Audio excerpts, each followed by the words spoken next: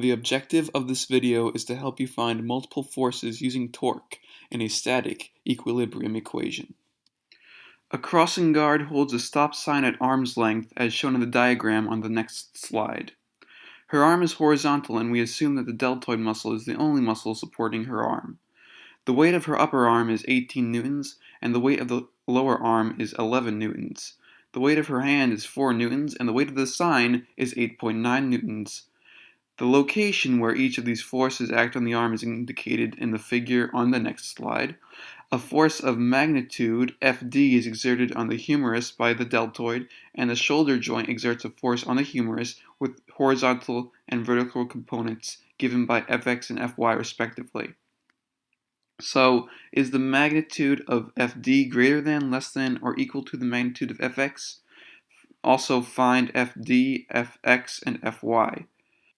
If a force from the diagram is found to be negative, its direction is opposite to that shown. So here you have the free body diagram, and what you want to do first is find torque.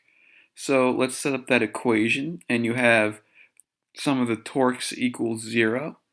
So what you would do here is make Ty your pivot point. So you use that as the pivot point, and you would then use sine of Fd in the equation because you want to find the perpendicular force. And then you just plug in all the rest of the numbers, and you get your answer is 380 newtons using sig figs. And now you want to use the other equations to find Fx and Fy. Sum of forces in the x direction equals 0. And you only have two forces in the x direction, one being Fx, the other being Fdx. So you just do cosine of Fd equals Fx. So you get Fx equals 360 newtons. And of course you can see here that the magnitude of Fd is greater than that of Fx, and that will be true for questions like this normally. And then you do the equation for the y direction, and you plug all of that in, and you will get that Fy equals negative 74 using sig figs. And what this means is that we just defined the direction of Fy wrongly in the diagram.